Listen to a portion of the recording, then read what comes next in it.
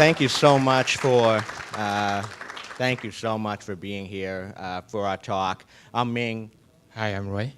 and we're here to talk about this problem known as cybersecurity education. So I would like to ask everyone, by a show of hands here, it's hard to see anything, but how many of you here got interested in security, privacy, politics? Sometimes later after, when you were in school, when you were in your undergraduate days, how many of you got interested in the topic? Is it supposed to be before or after high school? What if it was grade school? Grade school, sure. How many of you were interested during, the school period, like grade school? All right, a good number of you. A good number of you. But how many of you got interested in cybersecurity and security, privacy after, in later years? Okay, a good number of hands as well. So I want to tell you something that happened 2 years ago. So 2 years ago, I was taking a nap in Brooklyn at my aunt's house while Hope was happening. And I woke up from my nap, turned on Twitter, and there was a tweet from Sam Bound that really got my attention. How many of you here were at Sarah Zatko's talk at Hope 10? Wow, okay, a few of you. The tweet and this picture really got our attention. It was this graph here that she presented on, where does security rank with regards to other subjects in computer science.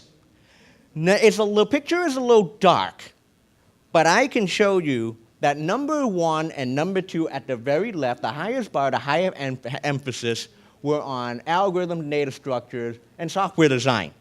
Number 1 and number 2 topics of emphasis in a computer science program. Where is security? 9th out of 10th topic. So the 10th topic was compilers. This was the picture that really got us motivated. And I'm very, very thankful that Sarah presented her talk at Hope 10. And I'm very grateful that she gave the talk, because not only did it shed light on this problem, which we've always wanted to point fingers at why we are still experiencing the same problems as we have for so long, but it also confirmed or verified a lot of what we have thought and what we have believed in for so long, which was, I'm not sure what's really, really coming out of computer science curriculums these days, whether it's at a full 2-year, 4-year institution, not only here in this country, but elsewhere. So this was the motivation why we are here today and why we are doing this work. You can consider this as a continuation of Sarah's talk, and wherever you are, Sarah, we want to say thank you for your work. It's an acknowledgement, and why we want to talk a lot more about it today to help you understand. I'm sure how many people have heard that we're facing a crisis right now, a shortage in talent in cybersecurity. We've all heard that, okay? And why are we facing the same vulnerabilities as we have for decades? I mean, decades ago, the vulnerability, SQL injection, cross-site scripting, buffer overflows, prevalent. Now, guess what? The same battles, okay? But not only are we talking about the education, we're not talking about the lack thereof of education, but also what else is missing. I mean, how big is this iceberg looking ahead, or what else is missing? And just to let you know, there's a lot more missing than just informing students that, vulnerabilities,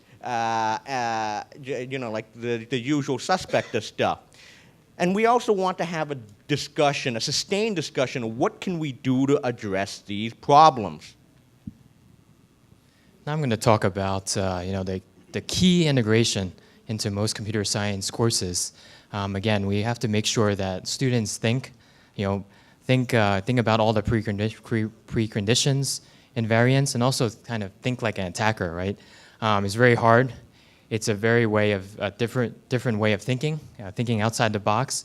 But we also want to encourage students to think about security at the beginning of any project. Just like we have the software development lifecycle, OWASP Top 10.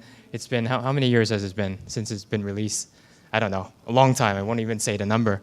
And I think a lot of hands-on practice is required as well, whether it be the different seesaws or different collegiate competitions as well.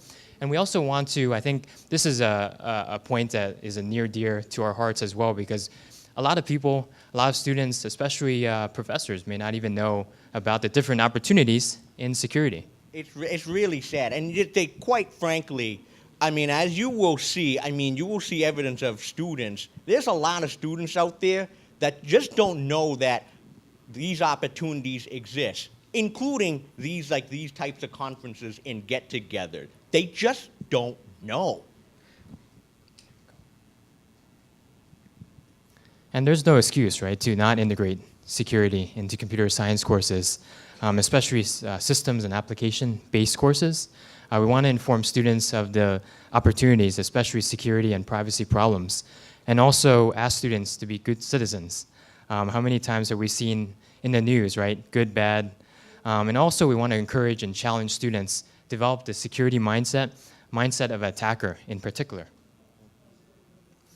Next, we wanted to talk about, right, do not use any traditional teaching. I think we've seen it. Theoretical works for some, works for many, maybe not for all. I believe that we believe that learning how to take tests isn't helping. You can memorize stuff, but what happens after 10 minutes, maybe you forget right away. You want to inform students about the mentorship, menteeship, and networking opportunities. For example, these conferences like these, like HOPE, for example. We want to also provide guidelines of lessons learned through presentations like this. In the next few slides, we'll also talk about more of these information as well. Also want to be able to work with younger students, kids of all ages. Doesn't matter, we'll show in the next few slides of some tweets as well.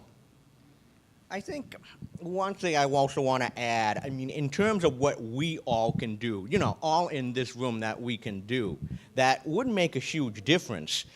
At the very basic level is doing just a basic inform, people of, this is a real problem, especially with now everything is becoming connected to the internet and everything is getting the network, everything is getting broken into.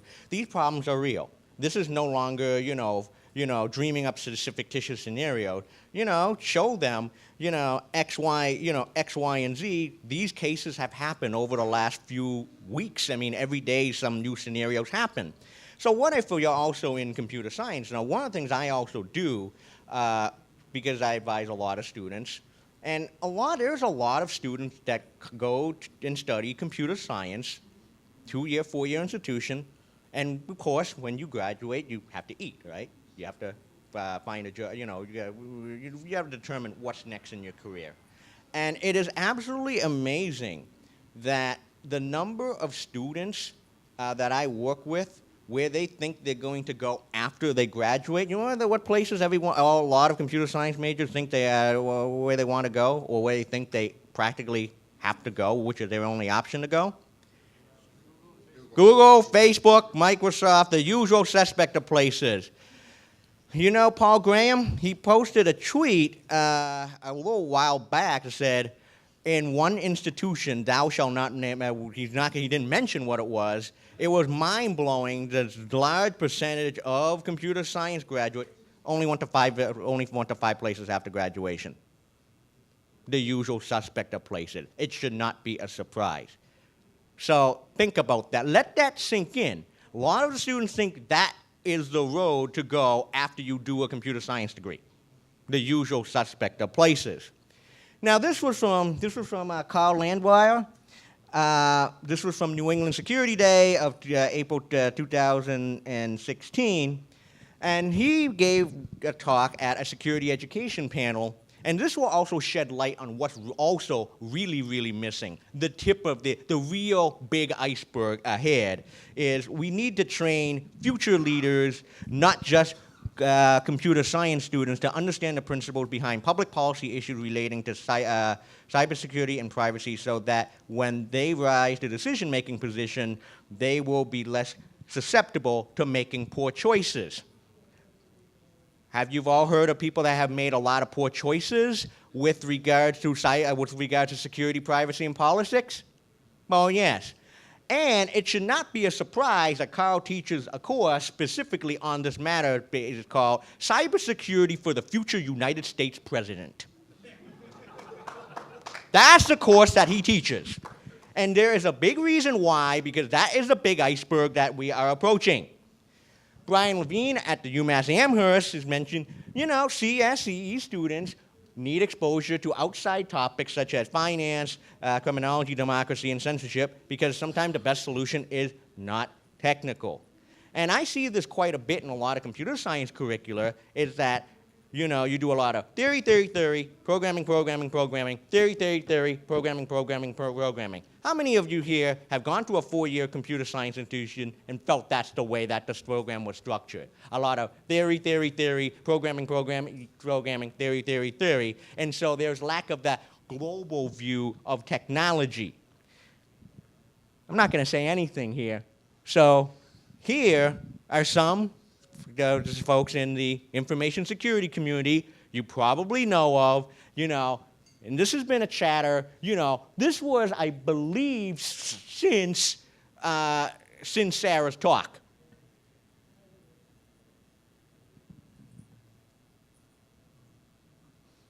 And if these are the things that are coming out of, that are on social media, it's still a problem.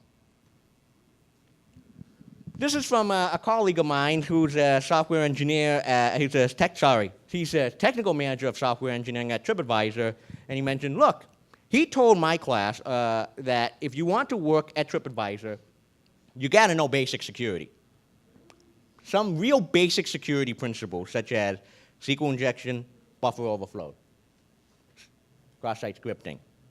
And one of the things I really liked that he did was, there's a lot of students that are not coming out with security, as you'll see in the next slide, which is for your eyes only. And I think what is a good idea is, look, if you're a manager and you're looking to hire, well, not a bad thing to do is, look, if you don't know basic security, don't come work here. That's not a bad idea. And that's what he tried to aim at to scare a lot of my students, to pay attention to these issues. Now, this is a private conversation between myself and Chris Ng, who's the director of research at Veracode. And how this conversation started was, Chris asked me if I knew of students who would be interested in a content developer job for Veracode. That was it. And so I sent the news around. I asked a bunch of students if you want to work, and they said no, and I got no response. 3 weeks later, I asked Chris, hey, Chris, what's the status on the job? And he said, yeah, we found someone, but we filled it internally. And so this led to this discussion. And so Chris said, no security at all is what's coming out of a lot of places. I don't hire entry-level people based on my team. The teams, But here's the thing that really bothered me, is that not only did he say no security is what's coming out of most places, they never mind security, some have no idea how the web or the internet works. So much is abstracted from developers, especially in a typical CS curriculum. And this is a conversation I had with a former classmate and I. He's now an assistant professor at Bucknell. And he quietly nodded his head and was like, we're fighting this problem internally as well. Not only if we talk about security, but also basic problem solving with code. And this is a recurring information, right? A recurring issue. We had Dark Reading earlier this year, talk about top U.S. undergraduate computer science programs skip cybersecurity classes as well. And the one thing we wanted to mention was this was another one from April 2016. The slides will be available too, but some of the key findings on the bottom, right?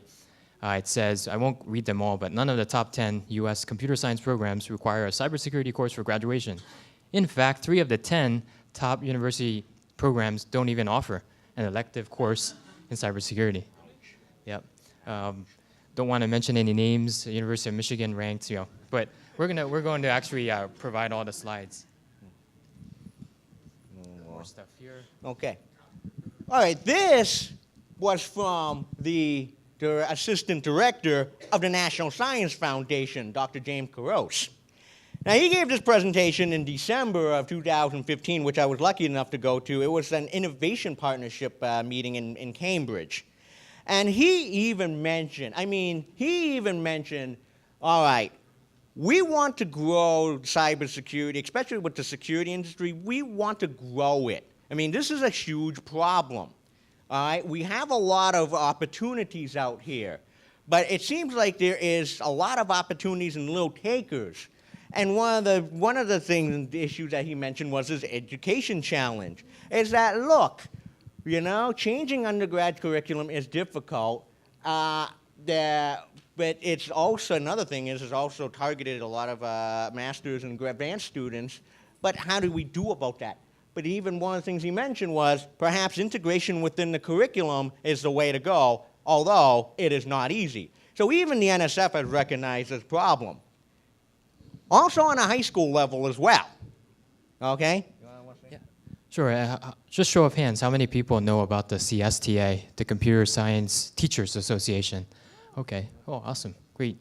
But yeah, basically, they are creating, this year, they created kind of like a measurement for people that teach, or actually teachers that teach computer science and give information about, measure how well they do. You can get more information there. This we actually just found out as well. NIST actually has NICE, which is the National Initiative for Cybersecurity Education. This actually, they have kind of like an annual presentation, and we're trying to get a hold of that too, get in there too. So, if you go to a 4-year institution and study computer science, most go through accreditation. And most go through the accreditation board known as ABET, the Accreditation Board for Engineering and Technology. Just to let you know, anyone here know of someone who has a PE, a professional engineer license? All right. So just to let you know, if you are to get the professional engineer license, like to say if you're a civil engineer, one of the requirements is you must go to an institution which is accredited by ABET. Now, computer science, generally, a lot of computer science programs go through an ABET accreditation. And is there a line in the accreditation that has to do with security, privacy, and politics? Well, yes. One of the important outcomes that they have listed is an understanding of professional ethics, ethical, legal, security, and societal issues and responsibility. That's listed black and white as one of the requirements for accreditation. And a few years ago, in 2011, Tufts went through a re-accreditation, and they dinged Tufts. One of the issues that they dinged us was, we generally did well, but one of the issues that they noted was, the understanding of security and legal and societal issues. There is emphasis on it, but not at the required curriculum. The required courses for the major. Okay? So, of course, which leads to now, all right, are there any resources for better integrating, integrating security into the existing curriculum? One thing is, as part of this talk, we have done that. We have created a collection of examples and also pictures of success stories at the end of the slide, how you integrate security into courses such as web development, healthcare, senior capstone, game development, and even programming languages. Now, there's a long list of examples and success stories, but we don't want to put that in because that will detract from the real crux of the matter, which we really want to get through. And these are some examples of, again, the main message here is these are some of the examples that we've done, some assignments and papers that we've done at both of our universities. And we actually want your feedback as well. We've seen capture the flag games, code reviews, conduct risk assessments, information security policies, research papers, peer reviews, mock interviews, personal engagement projects, also attending the local conferences, different conferences as well, like HOPE as well. So Sriram is a very prominent professor in programming language at Brown University. And he had a bone to pick at the panel back in April about what really was missing in security education and computer science. He said, we don't spend enough in the curriculum doing code review or reviewing code, despite its clear importance in the security field. Even he mentioned that. He said he had such a bone to pick on this issue. So I want to let this sink in as well, too, especially when it comes to CTFs and real practical assignments and how they really, really can help someone get along. They really help a long way. So, see, Facebook recently open sourced a CTF engine. Capture the flags. An engine to create capture the flag games to hone your security skills. And this was in the official blog post, okay? Not only do CTFs have the ability to teach you more technical skills than you'll get in your average computer science program, you know, they will also help you break in the security industry. But this paragraph bothered me. It was, when I joined Facebook's security team last year, it was large in part because of the experience I got through CTF, capture the flag game. When I was a student at the University of Michigan, the TA for my security class introduced me to CTFs, which exposed me to a fun and practical side of security that I didn't get in class. This is black and white, word for word from that blog post. And stuff like this can really help someone go a long way. So as we mentioned, you know, the education problem in just CS is only the tip of the iceberg. It's a lot more.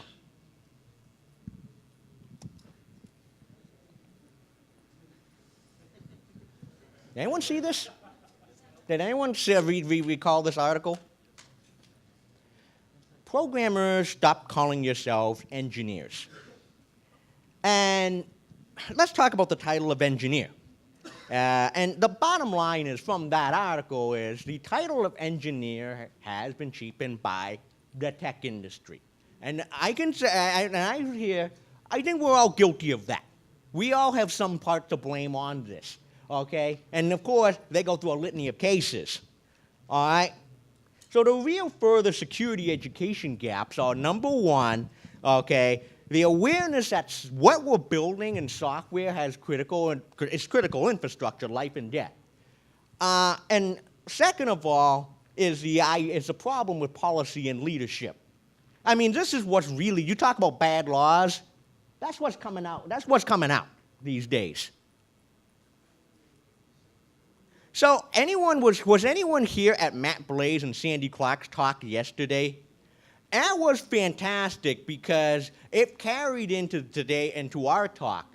Because one of the things that Matt and Sandy mentioned at the end of their talk was the real hard problem is the security and the legal question. That's the real hard problem, okay? And there's there's almost hardly any exposure to people who's even studying computer science in that realm, okay? And perhaps, you know, maybe this is food for thought, a deep thought. Do we need to go down to this model? Anyone know what this is? I got this from my brother, who's a student, who's actually studying civil environmental engineering. Does anyone know what that is? Civil engineering code of ethics? Yeah. Do we have anything like that or treated, is there anything like that treated seriously when we build software?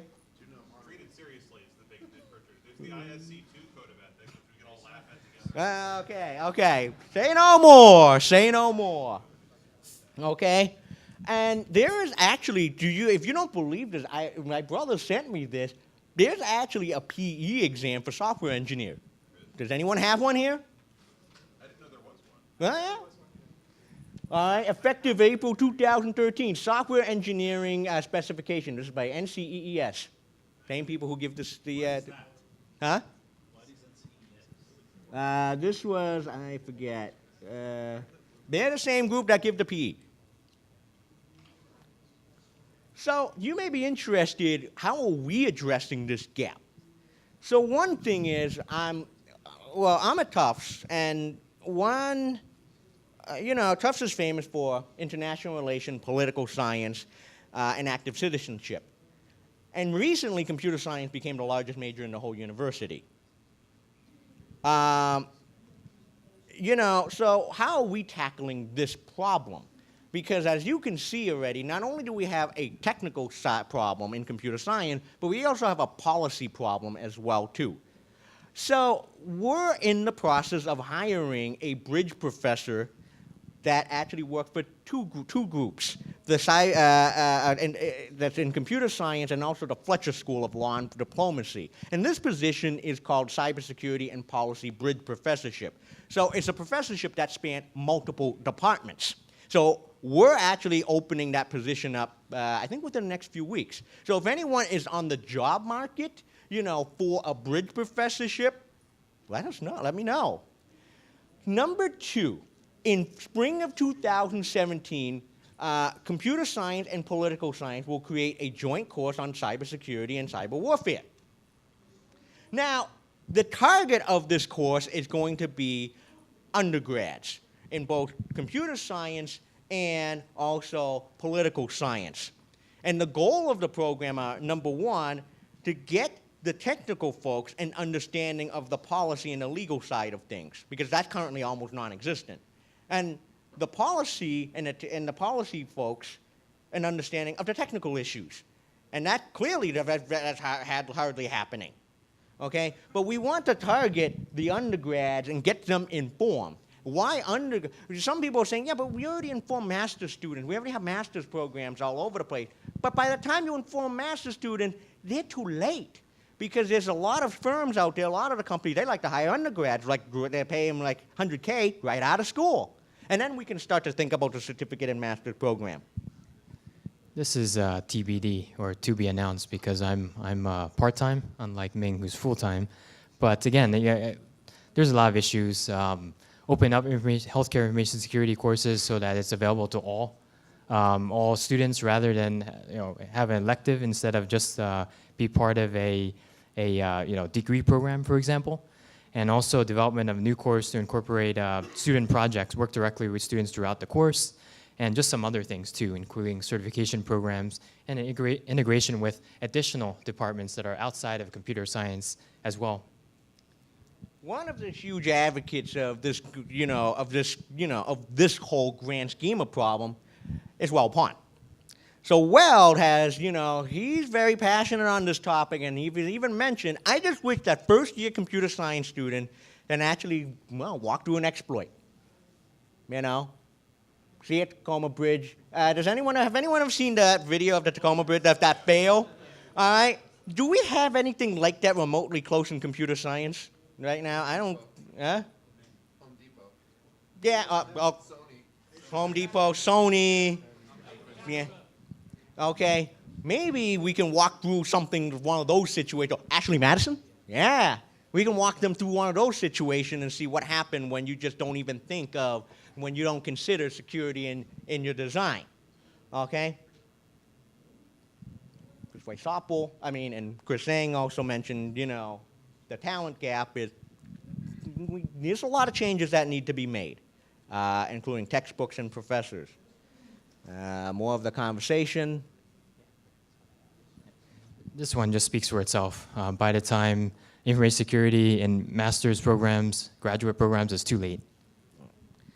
So the whole problem of the security education problem is this. How many of you here, the analogy I love to use is this. How many of you here, when you were young, I hope they still have it these days, in like grade school, middle school, they had something called shop classes? How many went through shop class? All right. And when you went through shop class, or what they called tech ed back in the day, what was one of the first lessons that you got? all right, before you operated the chainsaw and the power saw and the sanders and all the power equipment in the shop, you know, didn't you have to go through a training on how to wear something like safety goggles, like glass safety goggles, gloves, you know? And do we have any of that right now in computer science and in the technical field?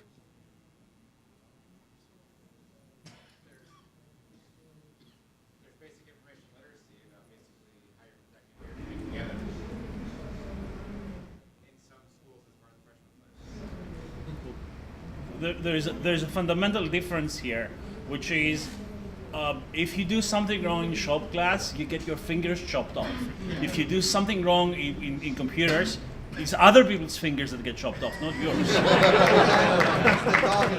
I like that analogy.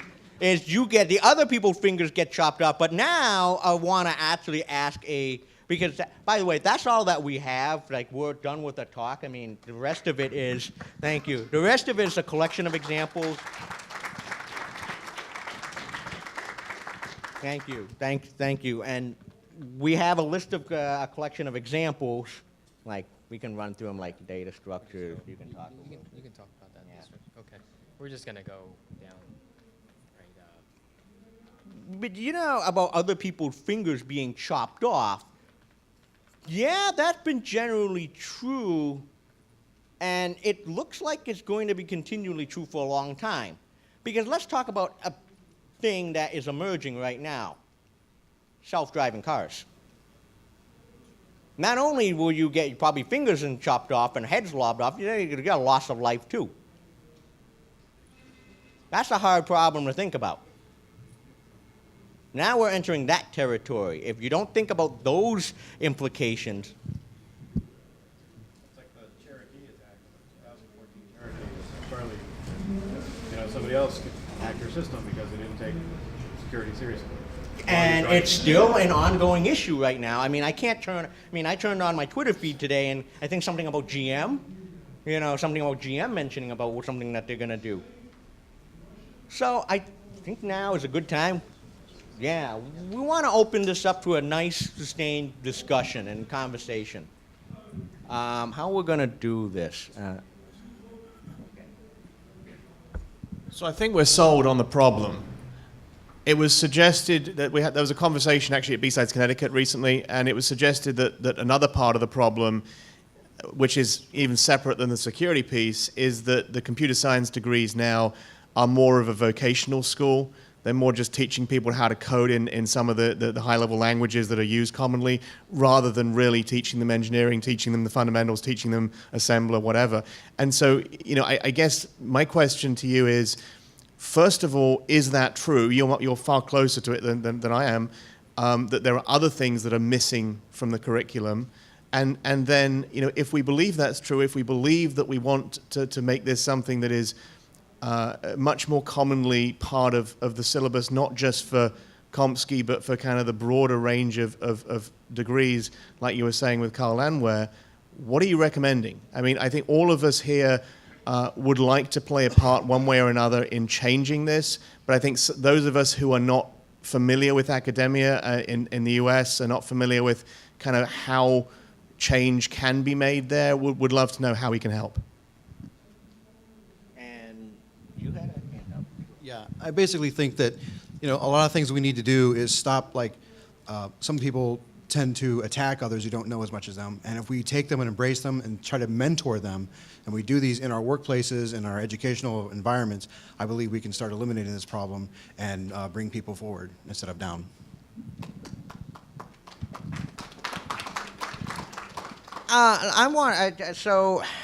And that's, I feel the same exact way too, is we all have an obligation, because I think because computer science everywhere now is not only exploding in population. Computer science, I can tell you right now, across the country has a huge problem of oversubscribed courses. And there's so little power, faculty members, so it's only so many faculty members that take on stuff. And so there's a lot of things like mentorship that goes out the window, that actually goes away because of how busy people are. And to also tack on is that there can be a lot of red tape in academia. So how this problem has been solved by a lot of places like Google and Microsoft is they're running their own institutions inside of the company to offer courses like in cybersecurity or in big data, because they know that a lot of students walking out of those 4-year degrees and paying a lot of money from them, they're not paying a lot of money for them. They're not getting the right skills necessary to tackle not only the problems of today, but also tomorrow. You know, change happens very slowly in a 4-year institution. And it's gotten to a point where a lot of people have actually thought the whole curriculum is living on borrowed time. There's a lot more students now studying this. There's a huge push for people who code, as you can see, not only at a college level, but also, you know, at a younger generation level. Change happens very, very slowly at the top. Usually they say in terms of academia land.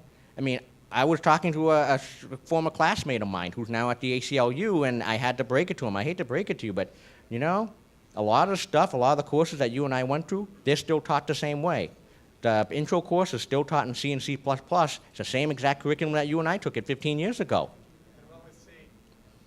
Yeah, and it's C and C++. And so it's going to be, hold on, one thing to add.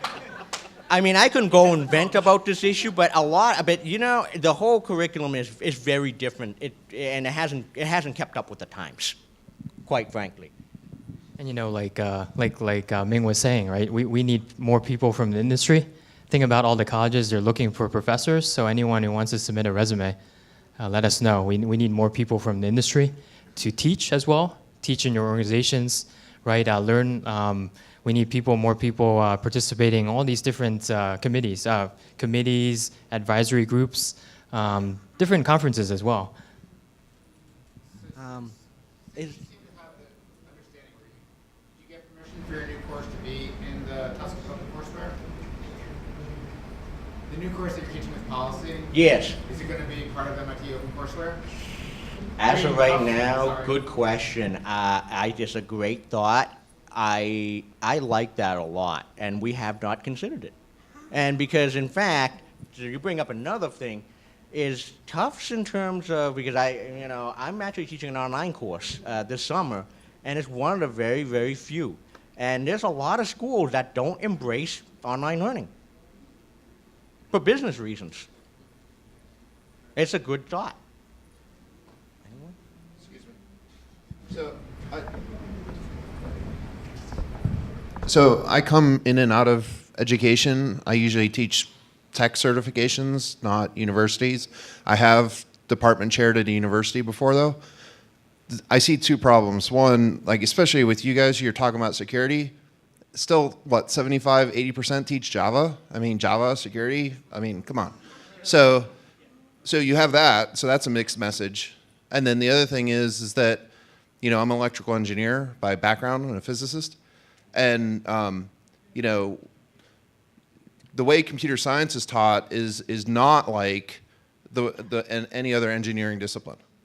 And so, well, it could be, but, you know, I mean, so I think the biggest impediment, and this is why I go back to the industry, is the comp sci department seems to, like, you guys circle your wagons. Like, you ask for industry people, comp sci departments don't want me. I've been hacking since I was 12. But because I don't have an MS and CS, you know, that you're like, you know, and I'm like, okay, well, go get a real job, and you're not going to get hired, you know, or you'll get hired only by like Google, who needs that 5%. I mean, you know, so like, you know, you guys, I understand the point. I just think that you're focused on the wrong issue. You know, like if you do want more inclusiveness, I'm all for that. But we're going to tell you drop Java. You know, we're going to tell you like teach languages that people know. We're going to teach you closed-loop engineering, which is like fundamental, and that includes security. So,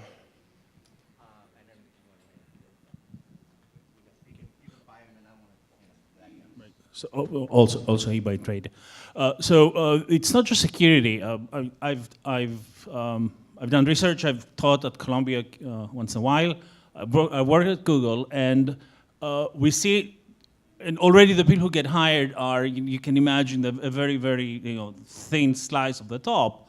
And even those kids, because some kids are fresh out of school, not only do they know about security, they don't know elementary software engineering principles that they learn on the job.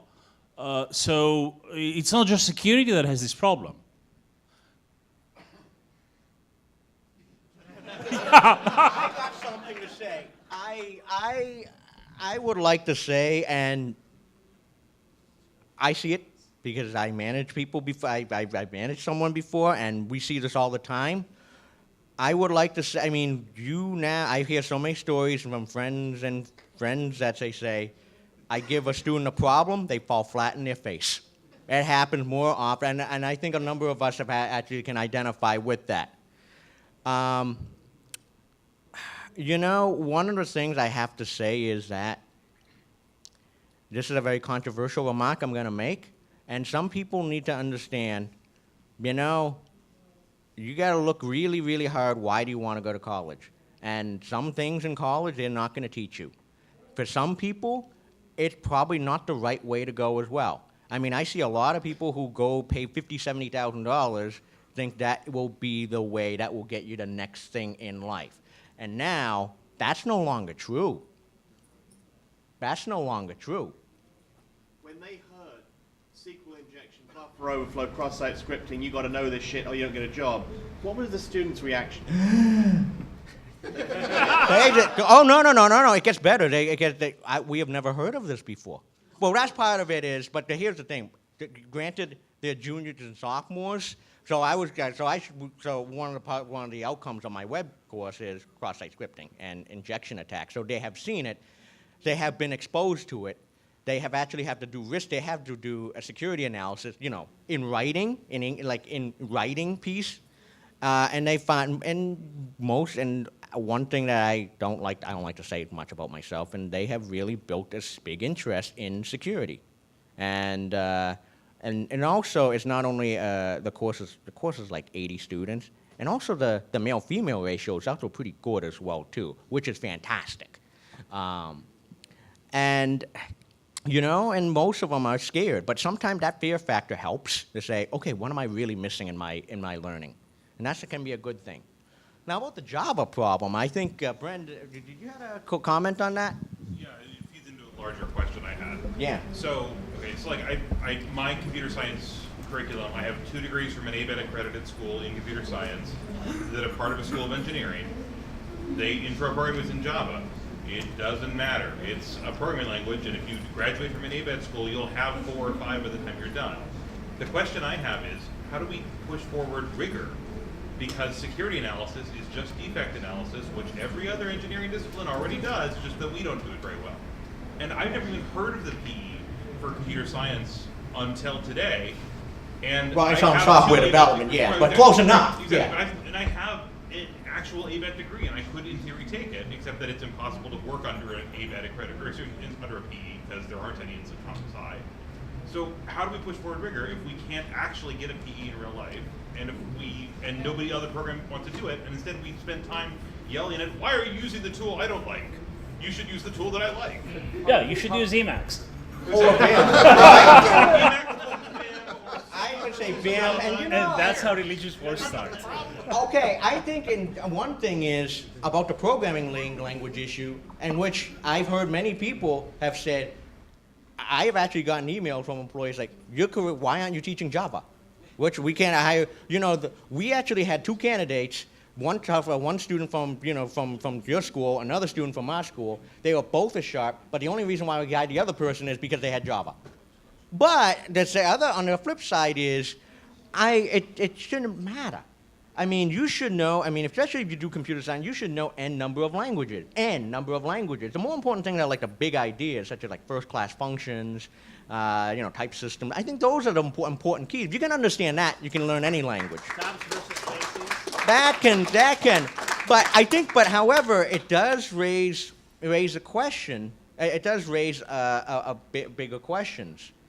What should be taught or what isn't right now, and how do we test rigor? And I don't think we got a good answer for that. And this is one of the reasons why we're in this room. No,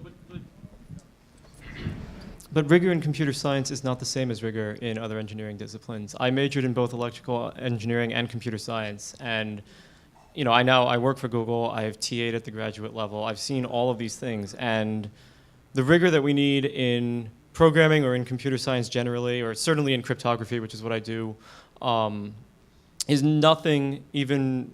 It's only remotely, if at all, similar to the rigor that I was taught in electrical engineering. So I think trying to approach this like it's engineering, like even calling it software engineering, I think is a mistake. We should really be looking at a different approach. Yeah. We got rid of Explain it. how it's different, because it seems to me to be exactly the same. Okay, so I'm going to make a really controversial statement, and I'm probably going to get booed for this. In my view, my professional view, computer science is really a field of applied math, and if you look at things like formal methods, if you look at things like databases, like relational algebra, et cetera, all of it is just math. And if we were to approach this the way math departments approach things, we'd be a lot less productive, but we'd also be a whole lot more rigorous. So that would be my answer to your question. That's a 50-50 approach, right? Can we unboo? Can we what? What's the opposite of booing? And also, just to add on to it, we also want to say, here's the one thing which I know that at some institutions, it's also very theory-driven as well, too, to your point. And that's absolutely the wrong way to take it, because I always have stressed the tool chain is also as critical. So you got to know that as well. You got to educate really broadly. But that's why there should be a compilers course. That was one of my biggest complaints at my undergrad and graduate institution. Nobody was required to take a compilers course. Thank you. I have a question at the beginning. You asked when people got interested in this stuff. A lot of people raised their hand for high school and grade school. I have an opportunity to teach at the junior high, high school level. First, I don't have a curriculum. And second, I don't know quite how to present security outside the idea of you're teaching our kids how to be hackers. Ideas would be welcome.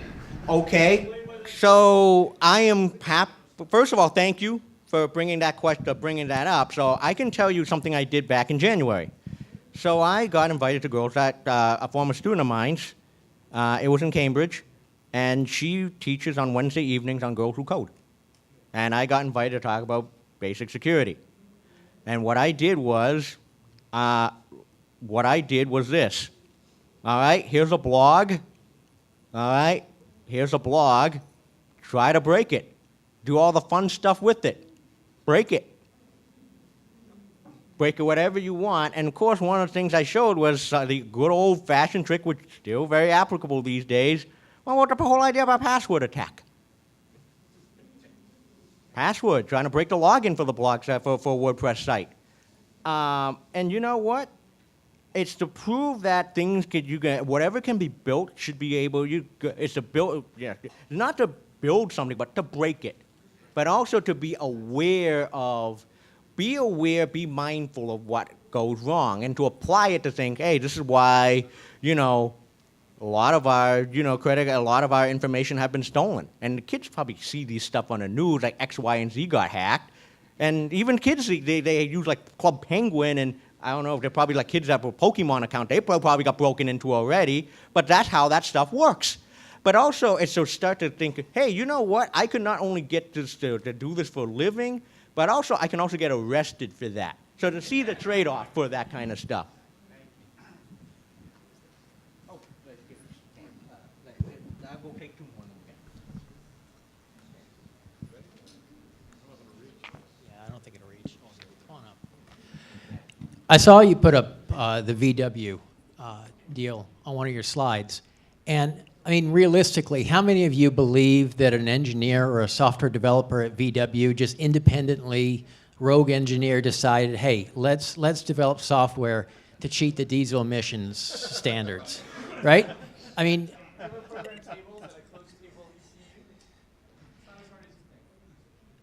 so I think that this is an issue. I mean, how many developers come out of college knowing what they need to know to get a real job? I've hired developers, and we don't place a whole lot of emphasis on developers who have gone through a formal degree program. Really, we look at what those developers can actually produce. And that's kind of one of the neat things about this particular industry, is you don't have to have a formal degree to be good at what you do. Unless you want to teach. True. Well, in academia, So the point here is that until companies, until it affects their bottom line, in not just a punitive way, the way that it currently does, where if you happen to get hacked, if it happens to get exposed that you're storing credit card numbers, you know, in plain text or something, until companies are making more money by being secure, by developing secure applications, I don't really see the motivation driving engineers to learn the security practices that they need to know. They're smart. If they get paid, they'll learn the security they need. And right now, there's just not the financial motivation to practice security. And I don't have a good answer to that, other than that I have a colleague that joked, why we don't pay attention to security? Because it's not profitable. I just want to say at the high school level, you cannot teach attack. That is true. And you shouldn't, because they are immature enough to hack somebody's Facebook and send us all to jail. But there are things all ready to go. Pico CTF is ready. Capture the flags are very good. Pico CTF, Easy CTF, and Cyber Patriot are all designed for high school students, and they're primarily defensive. And that's what you have to do. And they enjoy the competition aspect and learn stuff. But you can't teach attack, obviously. That's the way it should be. Yeah, I just, the gentleman before was asking about high school stuff. There's a tremendous amount of money being given right now through the NSF and NSA to Gen Cyber camps. There are about 170 of them all over the country, and those are primarily for high school and junior high school students to learn exactly the security stuff. Thanks. Yeah, thanks everyone. And of course, we ran out of time, but we definitely want the any information, email us or Twitter us as well. Yeah, so I think having this discussion on, having this discussion on social media and email, we absolutely welcome that. And of course, you can find me, you know where to find me on social media. Unfortunately, one thing is I have to run because I have to go to a family event in Queens. It's actually everything worked out. So I got to run right now, but Roy, you can, we can have the discussion outside, and we can continue the discussion outside the hall. Sure. And it's not an easy question to address. Yep. Thanks everyone. Thank you.